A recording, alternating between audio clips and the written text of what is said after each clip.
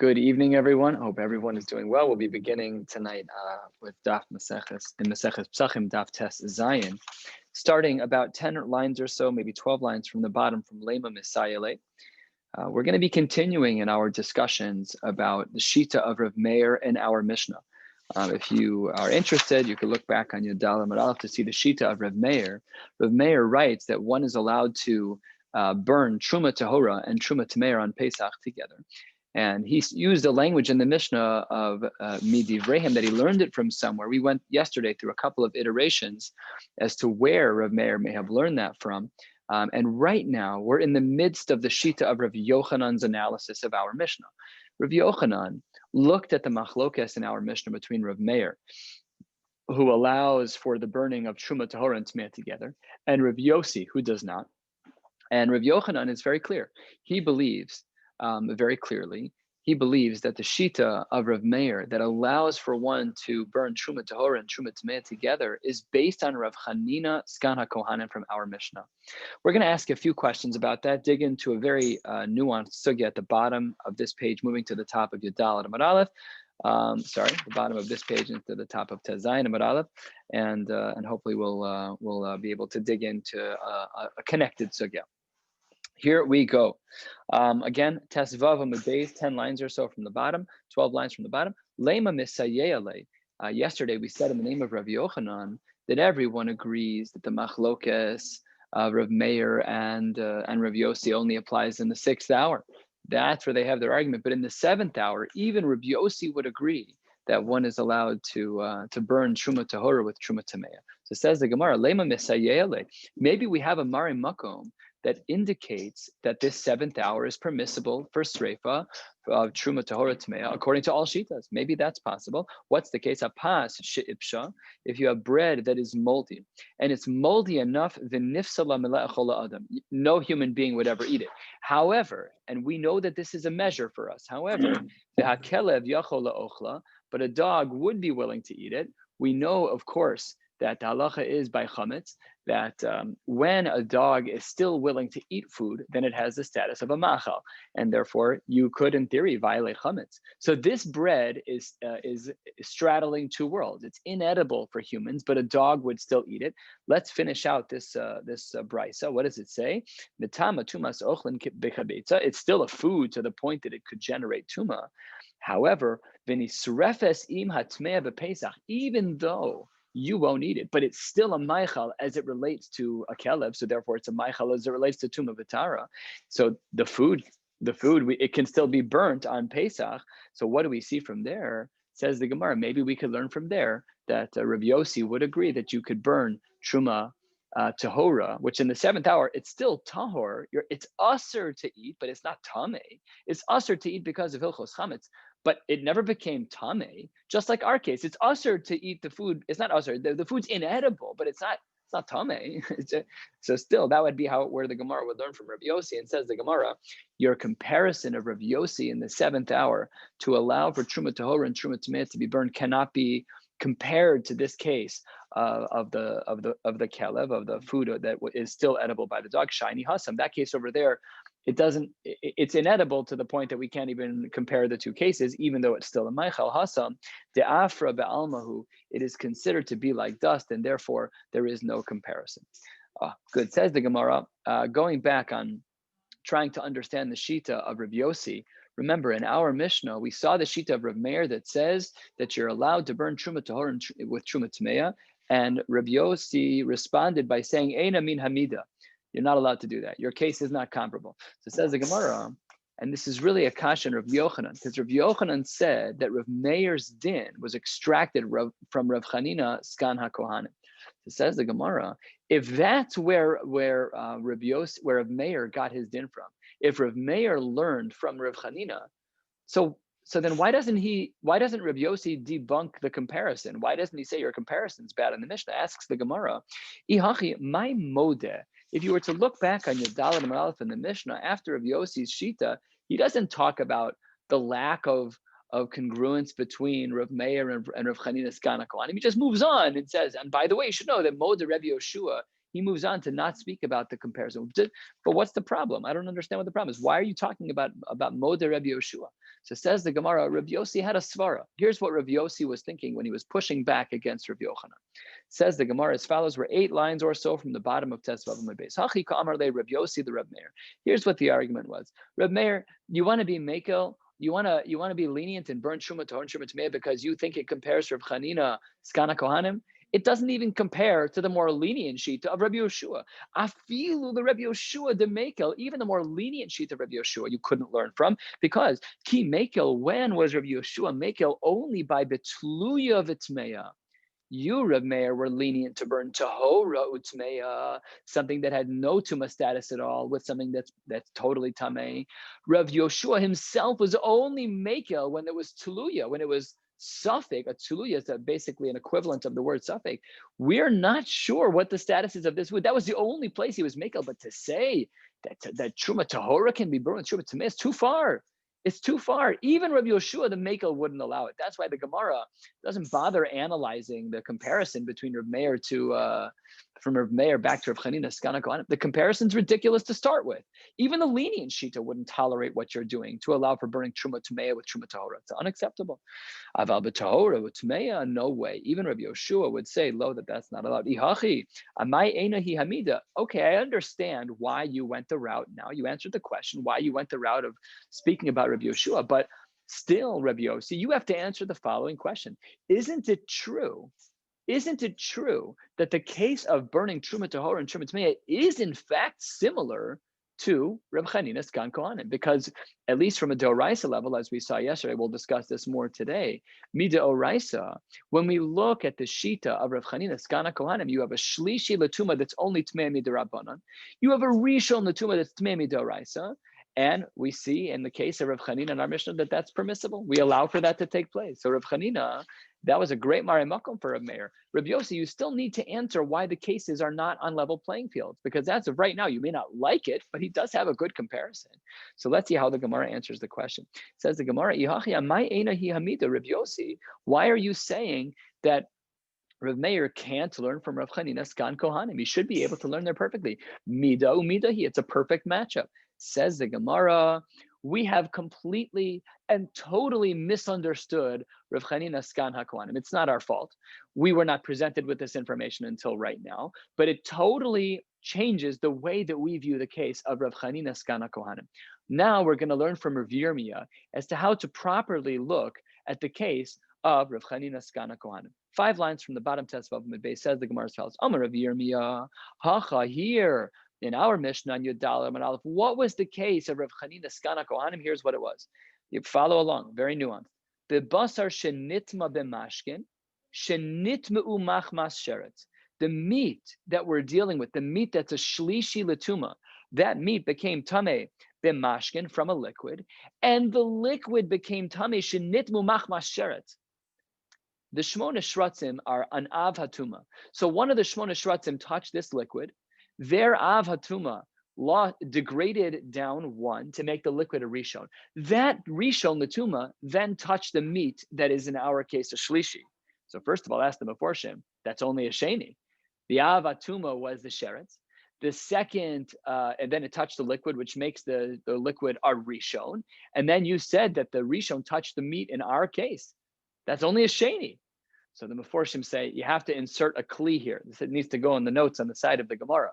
The Meforshim right here that there has to be an added kli here to make it a sheni first and then a shlishi by the basar, because otherwise the case doesn't make sense. Again, Amar Rav Yirmiyah, the case of Rav Yochanan Skana Kohanim is bebasar shenitma b'mashkin.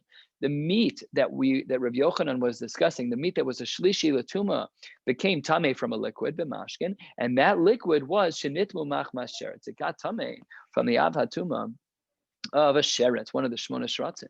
And now that we know that, the Azda Rav Meir Lataime, the Rav Yossi Lataime, the machlokes in our Mishnah between Rav Meir and Rav Yossi has to be understood as follows. 3 lines from the bottom.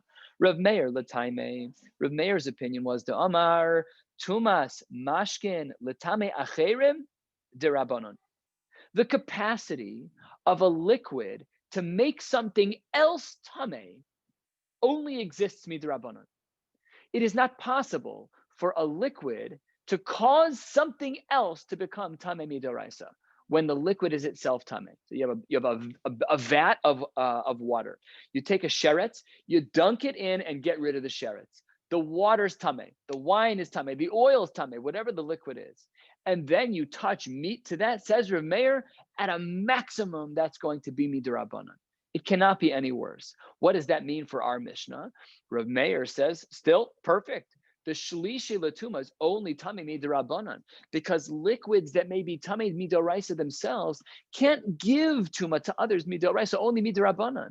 So Rav Meir is he's perfect. Kaftor vaferach, his comparison to say that you can burn truma tahora with truma tameya matches perfectly with the case of Rav Chanina Skana Kohanim. However, and we are now 2 lines from the bottom, Rabbi Yossi argues fundamentally, Rabbi Yossi l'taime. Why does he argue with Rav Meir? Says the Gemara, because Rabbi Yossi holds the Amar, Tumas mashkin l'taime acherim doraisa.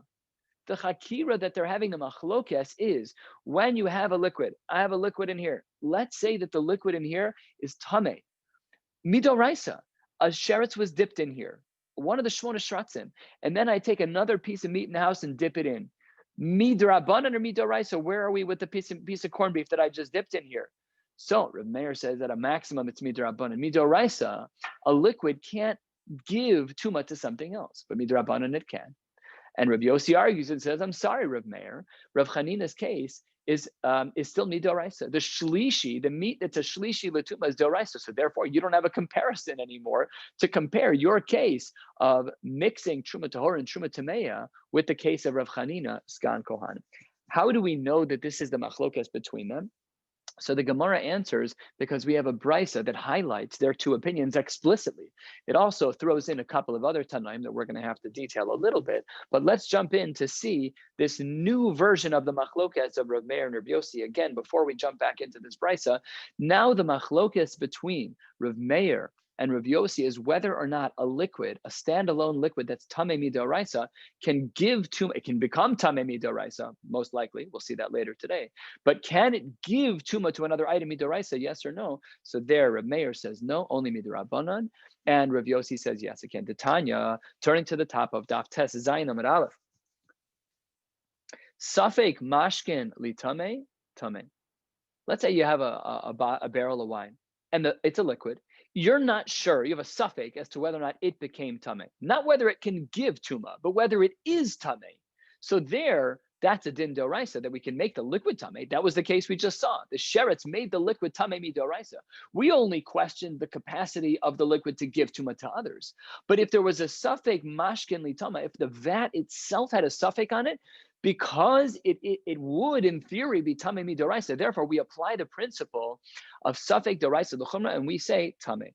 However, l'tamei acherim, what about the capacity of a liquid that's tamei midoraisa to give tuma to another item, to another food? That is only, according to Rav Meir, a din derabanan, and therefore, if we're besafek, tahor, divrei Rav Meir. This shows explicitly the shita of Rav Meir that a liquid that is deoraisa itself, it's tamei midoraisa, it literally had a dead sheretz in it. It cannot give tuma to another food midoraisa, only midirabanan. What's the proof that he says tahor here? Because here we're besafek, we're not sure. Safek, if the corned beef touched the liquid that was tamei midoraisa, safek derabanan. At a maximum, it would have been derabanan, and we're not sure if it happened. We'll be lenient. That's Rav Meir. V'chein hoya Rebbe Lazar omer kidvara. And Rebbe Lazar agreed with the opinion of Rav Meir. We're going to question this shita of Rebbe Lazar soon. Next, Rabbi Yehuda Omer lakol tamei. Rabbi Yehuda is at the opposite extreme, that everything is tamei midoraisa. Namely, he holds that not only can a liquid become tamei midoraisa, but he also holds like Rabbi Yossi. He holds like Rabbi Yossi that even giving tuma from a liquid to a solid can also be doraisa. And then the last shita we're going to see, and then the brisa will close. Rabbi Yossi v'Reb Shimon Omrin, what do they say? Le'ochlin tmein, these are key words, that if a liquid were to touch ochlin, they would be tamei in a case of suffix, because they hold it's a din doraisa. Suffix doraisa l'chumra. When we're unsure about a circumstance, so then we have to, how do we answer the question? It depends. If we're unsure if we benched, I don't remember if I benched. So then, because it's a din doraisa, suffix doraisa l'chumra, you should bench again. It's Hashem's name in vain. That's an Isser D'Rabbanan, but to not bench is a bittul aseh. So you should say benching again for sure. If you really don't remember, you should bench again. It's better to eat a kazayas before you do that, a kazayas of bread. Poskim also write as well, if a person throws up their meal, there's a big suffix if you're allowed to bench. You ate a kazayas, but it wasn't sevilla. So the poskim write, if you can hack it, you should eat another kazayas of bread before you bench. So anyways, benching is doraisa. So if you're besafek, you have to repeat. Had it been derabanan, if we don't know if we made a shahakol or a borin of fashos, that's only derabanan. You're not sure, you don't repeat. So here, the same thing would be true. That with the reason why Rabbi Yossi and Rabbi Shimon, fourth line, Omer and Laochlin Tmein, because they hold that a liquid which is Tamei Midoraisa from an avatuma can give over its tuma to another food Midoraisa. However, they don't go so far to say in regards to kalim, they don't say that in regards to kalim that it would be tar kalim tahorim. They do not hold that there is the capacity to give tuma from a liquid to an inanimate object such as a kli. That doesn't exist. End of the brisa. Now the Gemara what the Gemara just did is it highlighted the Mari Mikomos to understand our Mishnah, and now we really understand much better, hopefully, what Reb Meir and Rabbi Yossi are arguing about, and that is, can a liquid give tuma to another item? Midoraisa, yes or no? That's what we're talking about in our Mishnah. Reb Meir holds yes, and therefore Reb Meir has a Mari Makom midivrehem that he knows to quote his shita that we can burn truma tahora and truma tamea together. We know that from the case of Rab Chanina Skana Kohanim, because we hold that a liquid can be mitame something else, but only midrabanan. Masha'im kain, according to Rabbi Yossi, he holds that that a liquid would be mitame something midoraisa, and therefore he holds that Rab Chanina Skana Kohanim cannot be the precedent for the shita of Rab Meir. But first, the Gemara, before we get back into our sugya, the Gemara has a side problem. If you look at the second line of Tes Zayin Amud Aleph, it just said, "V'chein haya Rabbi Elazar Omer Kidvarav." And now, at face value, because it doesn't seem complicated, it really seems that Rabbi Elazar holds exactly like the shita of Rav Meir, that we hold that the liquid itself can become tamei, but its capacity to give tamei to others is limited only to the rabbinic injunction that midoraisa, a liquid cannot give tamei to something else. Fine. So says the Gemara, that's a problem. Tanya, sorry, that's not true. The Sava Rebbe Lazar, fifth line. The Sava Rebbe Lazar, Mashkin Istu Tuma Be'olam. Rebbe Lazar, you say that there's any tuma when it comes to liquid, but we have a brisa that quotes you that doesn't say like that. Tanya, the brisa writes, Rebbe Lazar Omer Ein Tuma Lemashkin Kol Ikar. There's no tuma by liquids at all. But on the second line of this page in a brisa, you said you held like Rav Meir. Rav Meir held that liquids themselves can become tamei midoraisa, and they held that liquids giving to others is on a derabanan level. How does this brisa say that Ein Tuma Lemashkin Kol Ikar? That's a total contradiction in terms, Rabbi Lazar, and they're both in your name. So how do you solve this contradiction? But before we get there, Teida says, the Gemara, I can prove it to you. Rabbi Lazar has a beautiful Mari Makom. What's his source? Teida, Shari Heid Yosef ben Yoezer ish Tzereda. Rabbi Yosef ben Yoezer ish Tzereda, he said two things. Al El Kamsa. We're not going to go into the Rashis now, but there's a beautiful Rashi second of the wide lines that says that this is one of the kosher versions of a grasshopper. If you have the Masorah and if you have the courage, you're welcome to eat this kind of grasshopper. This is what it was referred to. And he says about them, dachan. The word dachan is an Aramaic word. Daleth and Zayin are interchangeable in Aramaic. It's really from the word zach, which means clear, which means tahor. So for our translations today, we're going to be learning the word dachan as tahor. So the ayel kamsa, this grasshopper is tahor. One is allowed to eat it, no problem. And the key line that supports Rebbe Lazar in the brisa, which is the al mashkin beis matbachya dachyan, that the liquids that are in the butcher house within the mikdash, where they were cutting up animals, there we said dachan, that all the liquids are tahor. All the liquids are perfectly fine. So this is a big stira, because if Rebbe Lazar is following in the footsteps of Rav Yosef ben Yoezer ish Tzreda, then he has a real Mari Makom that says that all the mashkin, certainly in the base matbachya, in the slaughterhouse of the mikdash, that they're going to be all tahor. But at the top of the page, he seemed to follow like Reb Meir, who held that there was a status, even midoraisa, for the liquid itself. Stira and Rebbe Lazar. Answers the Gemara, well, I should say, before we get to the answer, Hanicha, I could even understand Rebbe Lazar's contradiction. I could understand it according to Shmuel. Hanicha l'Shmuel, and we're going to get into Shmuel's shita shortly.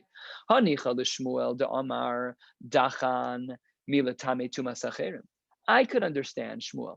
Shmuel says that where do we say that there is dachan, that it's going to be tahor, that there's no tuma? That's milatame tuma sacherim, to make other things tame. That was a shita that we saw earlier, but he holds it as totally tahor. We haven't seen that shita yet. He said, I could understand that. Aval tumas atzman yeshlan shapir. Where would Rebbe Lazar have a real answer? So had we followed Shmuel, what does Shmuel say? Well, there's two camps. One is the camp of the liquid itself, and the liquid itself can become tamei midoraisa. And in that was like the brisa on line 2 of this page. But in regards to being matame, something else, of giving, the capacity to give tuma to something else, no. There he says that there is no tuma at all. So I guess in theory we could answer the steer of Rebbe Lazar according to Shmuel. However, according to Rav, you can't do that. Ela the Rav, according to Rav, who understood the shita of Rav Yosef ben Yoezer ish Tzreda, Ela le Rav, 10 lines down to Amar Dachan Mamish, who holds that no liquids are ever tamei midoraisa. Even the barrel of fat in which you dipped an av hatuma sheretz, it doesn't make a difference. There's no tuma midoraisa by liquids, Michael and Meimar. If the way we understand Rav Yosef ish Tzreda is the way that Rav understood him, then there's no possible way for Rebbe Lazar to get out of the stira, because the person he's quoting holds that there's no tuma in liquids, but Rebbe Lazar himself said there is, because he said, I hold like Rav Meir. So says the Gemara, Amar Rav Nachman bar Yitzchak achada. Rav Nachman bar Yitzchak says, it's really like Shmuel. Really what he's saying is that Rebbe Lazar, in one area, achada, in one area, he holds like Rav Meir. Which area is that? The liquid itself can become tamei midoraisa. However, it cannot give over tuma at all. So says the Gemara, that doesn't make sense, because if you look at the second line, it says, V'chein hay Rebbe Lazar omer kidvarav, like his words, not kidvaro in the singular, but kidvarav, says the Gemara. Val kidvarav ka'amar, plural, dinafishe, multiple things. Dinafishe means more. It's not one thing. Rebbe Lazar in the Brisa on the second line seems to be in lockstep with the Shita of Rav Meir in both areas, not just one. That's problem number one. Ve'odin. Furthermore, what else did the Brisa say? V'ha, quote, v'chein, ktani. It said, and similarly. Come on, you gotta have some integrity here. It doesn't seem like Rebbe Lazar is able to really make this work. It doesn't seem like it's going to work out. Answers the Gemara, Kashya. You're right. What a powerful question. We don't know the answer. The Gemara's question remains unanswered. This is a Kashya within the Shita of Rabbi Elazar. Now we have to worry about it, because Lahag Dotor Lahadira, we want to understand his shita, and we would have to look in the Rishonim, which we certainly don't have time for, so we're going to move on. But just understand that Rebbe Lazar's shita is very complicated within the Gemara, because these two brises don't shtim. Let's continue. We're 1/3 of the way down. Gufa. The word gufa always reminds us that we're bringing back something that we saw earlier, so that we can learn it in a little bit more depth. And this was Rav and Shmuel that we just saw. Now remember that Rav and Shmuel were trying to understand the shita of Yosef ben Yoezer ish Tzreda. That's what their machlokas is about. So let's dig in. Gufa, Rav Amar Dachan Mamish. Rav says that the tahara of liquids is everywhere. The liquid itself cannot become tamei, and it's alachas kama v'kama. It certainly can't give tuma to others. V'Shmuel Amar Dachan, where's the purity? Where's the tahara? That's only milatame tuma sacherim. That's only in that a liquid lacks the capacity to give tuma to others. Aval tumas atzman yesh lahen. But Shmuel holds that the liquid itself can become tamei midoraisa.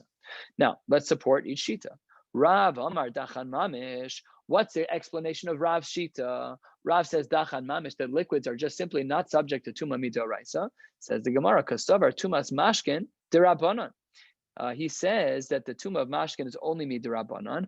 V'chi gazru rabbanan b'mashkin de'alma. When the rabbis made a gezerah, it was only by drinks, by liquids in the outside world. Uvemashkin beis matbachya lo gazor.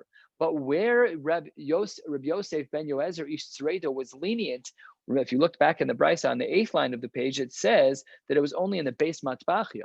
So Rav says, where was it that Rabbi Yosef ben Yoezer ish Tzreda was completely lenient? That was only in the slaughter room in the mikdash. But outside the mikdash, we have a status midrabanan that liquids can contract to tuma. but they never give it. Let's analyze Shmuel's opinion halfway down. Ushmuel amar dachan milatame tuma sachirim. He had said that liquid lacks the capacity to give tuma to other areas, to other foods. Aval, but he did agree fundamentally that tuma atzman yesh lahen, that drinks, that liquids themselves can become tamei mideoraisa. So let's analyze his shita. What does he hold? Kasavar. He holds the following. Tumas mashkin atzman deoraisa.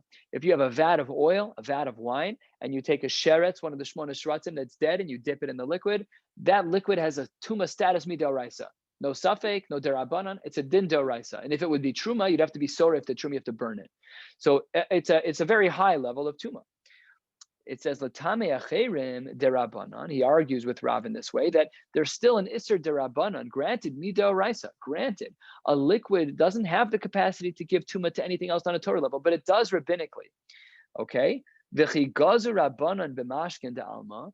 The iser derabanan is only here in regards to giving to others.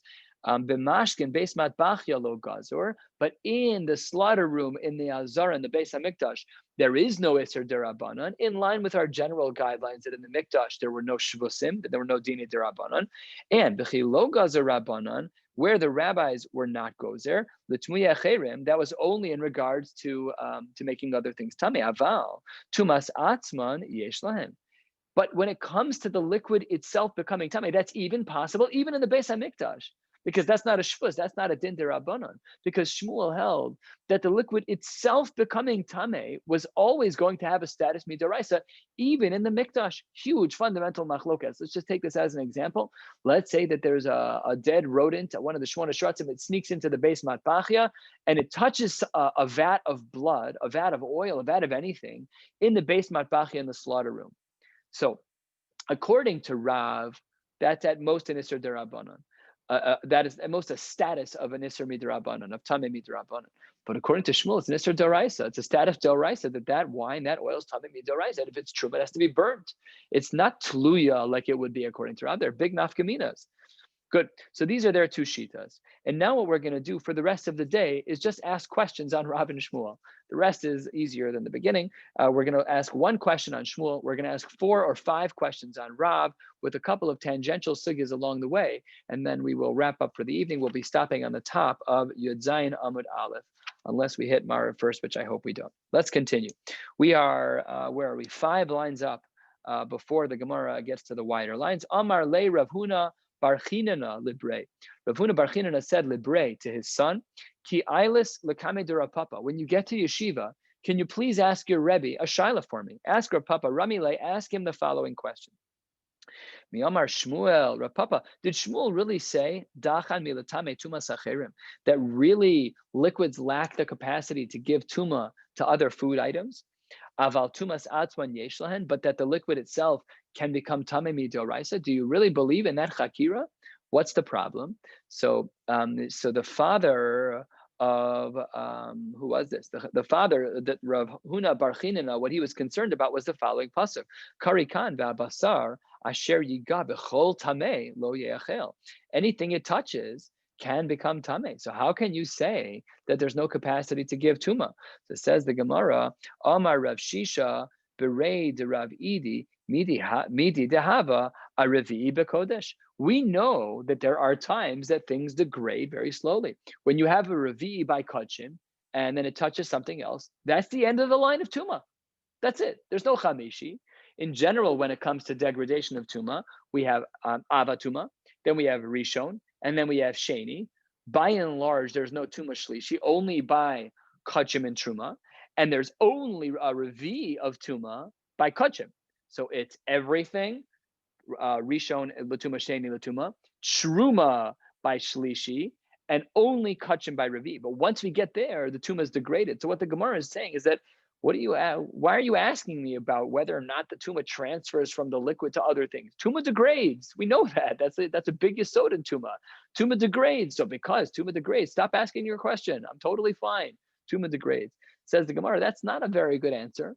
Why not? Because Maskeflo Ravashi, first of the long lines, Maskeflo Ravashi, at least by Revi Bekodesh Lo Ikri Tameh. At least there, it's not tame anymore. You're right, it degrades, but it's not called tame. But here, high ikri tame. But here, the pasuk refers to it as tame. So how can it be, Shmuel, that you hold of your shita that you say that liquid doesn't have the capacity to give tuma to something else when the pasuk implies that it does and calls it tame?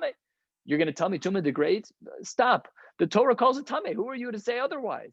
Answers the Gemara, kasha, bam kasha against Shmuel. No answer. Good.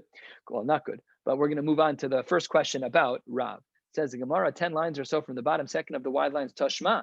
The pasuk says, "V'chol mashkesher yishteh b'chol kli tameh, b'chol kli yitma." We see that liquids can make things tameh. Kasha against Rav. Rav, how can you say that there's no tuma at all? We see here that liquids can become tameh. How does that even? This is the Torah talking. So says the Gemara, "Ma yitma." It doesn't mean that the liquid itself can become tameh. It means hichshir. It means it can be a liquid that is between two tame items, that is the medium of transfer. Very different. So let's say I have two items. Let's say that I have this item is tame and this item is not tame. You can touch them all day together. No tuma transfers. There's liquid between them that's machshir. Then the tuma transfers, even if the liquid's not tame. We're not talking about the liquid being tame. When we're talking about being machshir, it's just liquid between two things that allows tuma to transfer. So the Gemara says, it's supporting Rav, that when the pasuk says that there's tuma from liquid, it doesn't mean that the liquid itself can become tame, kasha and Rav. No, we're talking about the liquid being used as a medium to transfer tuma, even if the liquid's not tame itself. Perfect answer. Says the Gemara, but wait a minute.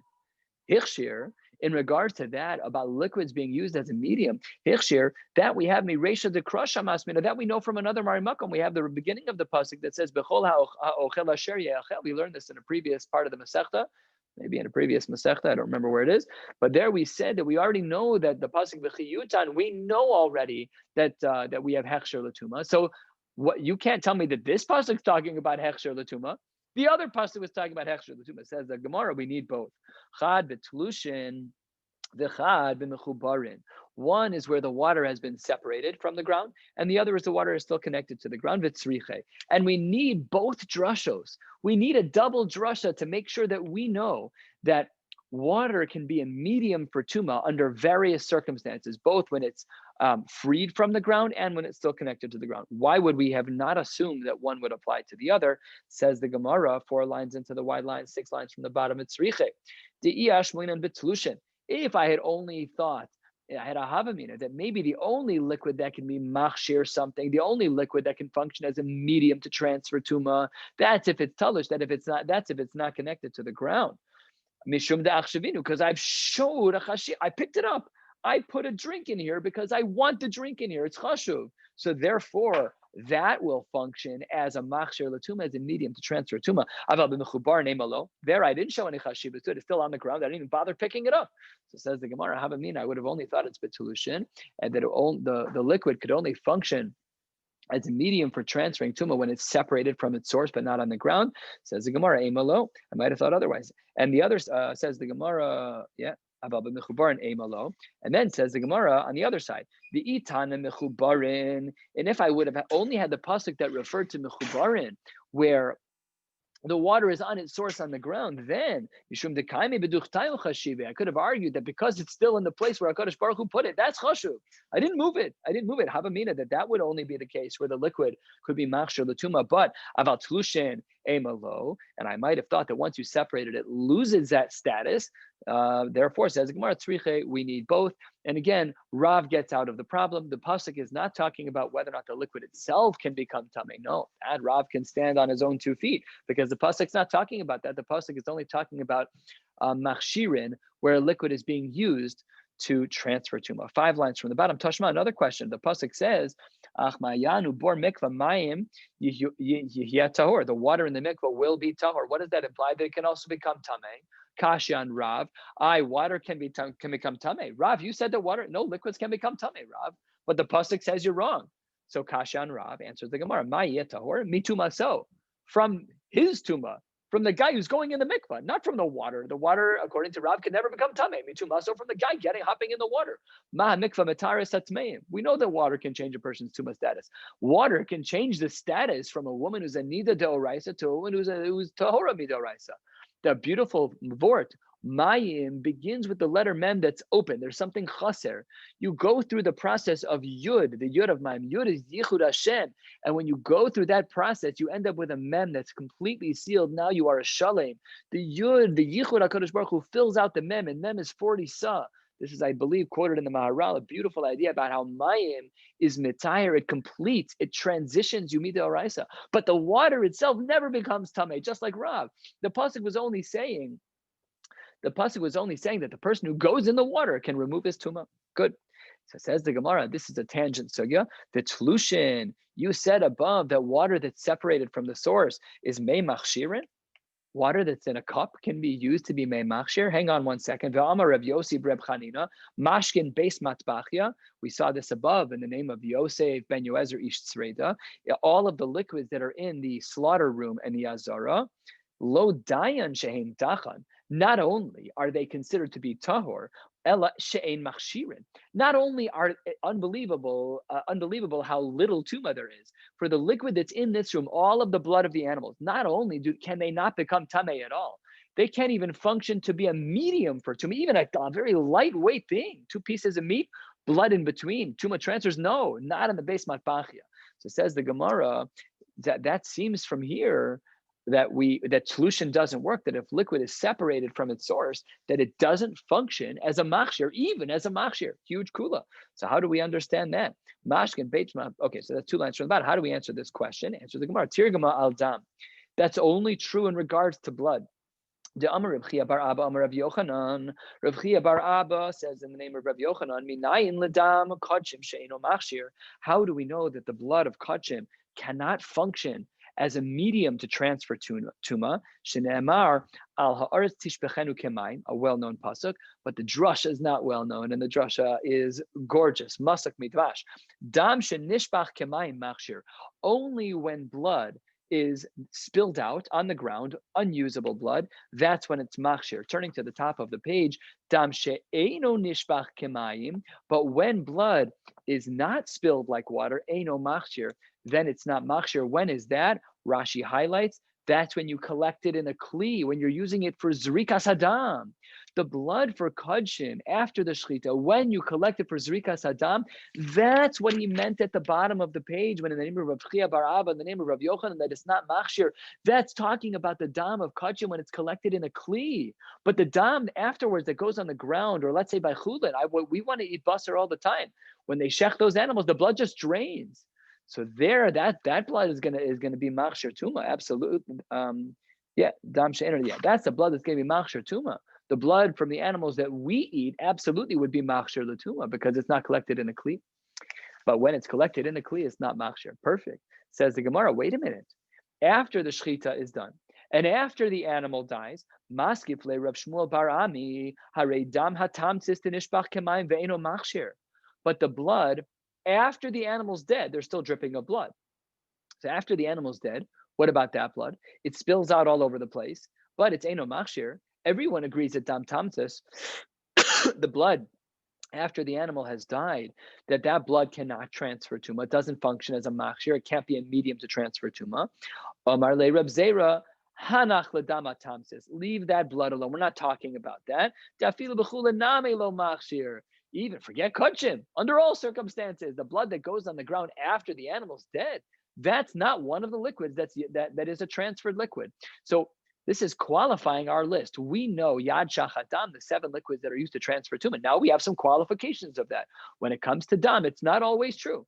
The only time that's going to be tameh is under certain circumstances. That like say by kodshim it's not, and if it spills on the ground it is, but not the dam tamtzis. Fine.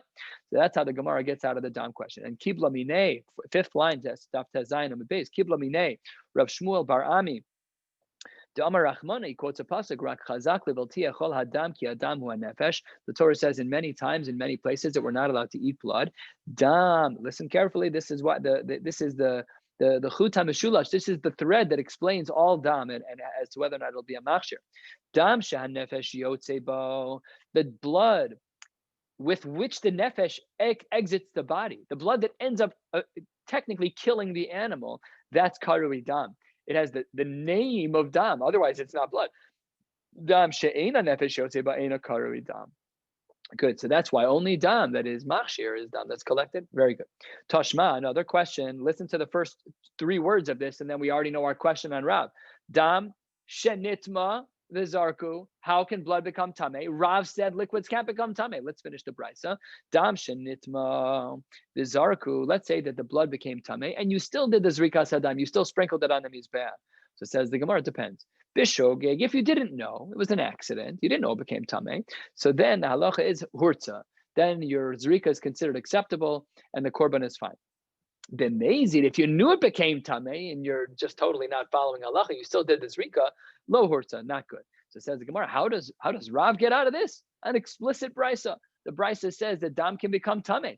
Answers the Gemara, it's only midirabanan, and that's how Rav can get out of it. This Gemara is a din dirabanan. Udiloke Rabbi Yosei ben Yoezerish Tzareda. Rabbi Yosei ben Yoezerish Tzareda, as we saw on the previous page, says that there's no iser, there's no tuma at all. This brisa doesn't agree with him. There's a tuma dirabanan, and the fact that it's a tuma dirabanan means that it's not a problem for Rav, because Rav was saying on a Torah level there's nothing, but maybe midirabanan there is. And this is just not like Yossi ben Yoezer on the previous page, who says that there's no tuma whatsoever. Next question, 1/3 of the way down to Zayin Beis. Let's continue. Tashma al mahat tzitz meratze. We know that the tzitz, one of the begadim, one of the shmonim begadim that the Kohen Gadol would wear, that it was meratze. It was able to get ritzu, able to get ratzon Hashem, to get HaKadosh Baruch Hu to accept things. It was able to help us. So al mahat tzitz meratze. How did the tzitz help us? Al hadam. Listen, blood already. Al hadam, the al basar al achilev shenitma. Another mari makom which indicates that tzitz can help with blood that's tameh. Kasha and Rav again. Rav, how can you say there's no tuma when it comes to liquids? The tzitz helped with blood that was tameh. Kasha and Rav. Beautiful question. Let's finish the brisa. Bein b'shogeg, bein b'mezid, bein b'ones. We don't even care how it became tummy. It doesn't make a difference. The tzitz can still help. Bein b'ratzon. It could even have been intentional. Bein b'yachid, bein b'tzibur. Whether it applies to the korban of one person or the korban of many, doesn't make a difference. So we see from Kasha and Rav, we see that blood can become tummy. Same answer. What will Rav say? That's only talking midrabanan. But midoraisa, Rav holds his ground that blood can never become tameh. And again, udelo kiyosef ben Yoezerish Tzareda, because he said that there's no tomb at all, even midrabanan. Fine. Next question. Tashma v'nasa Aharon es avon hakodshim. What does it mean that Aaron will carry the sin of the kodshim? V'chi'eza avon hu noseh. What sin are we talking about in the pasuk? There's only a couple of options. Im avon pigul. If we're talking about pigul, where a person has a machshava that's incorrect during the korban, that can't be helped by Aharon. Harei kvar nemar lo yeratzeh. That's never going to be accepted. If pigul happens, then the korban's dead in the water. Nothing can help you. Imavon nosar. If you want to say it's about food that you're eating after the expiry of halacha, day night or day night day, whatever the type of korban that you're eating. If we're talking about nosar, that doesn't work either, because harei kvar nemar lo yechashev, that will not be included either. So what are we talking about? We must be talking about the avon of tuma. We know that tuma, under certain circumstances, even when many people are tameh, we still allow tuma hutra b'tzibur, that even when a lot of people are tameh, we still allow for the korbanos to be brought. My lav tumas dam. Aren't we talking about the tuma of blood? Again, Kasha and Rav, we see blood can become tameh. Rav said that blood can't become tameh. He says dachan mamish, that nothing can become tameh when it comes to liquids. But we see here that blood can become tameh, and it's even speaking about a pasuk. Says the Gemara, Amar Rav Papa. Nope, the pasuk that's speaking about v'nasa Aharon es avon hakodshim, it wasn't talking about this. It was talking about lo tumas kmatzim. It's talking about the kmitza. The kmitza is a grip of flour that was used by the korban mincha.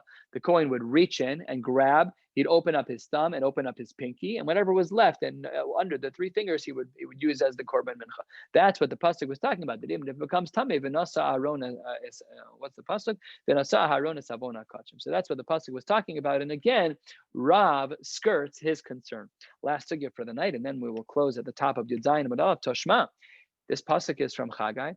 Hein yisa ish basar kodesh. These words of basar kodesh, Rashi explains that we're actually not talking about anything holy at all. We're talking about a sheretz that's tameh and avasuma. You can take a look at Rashi toward the bottom of the page.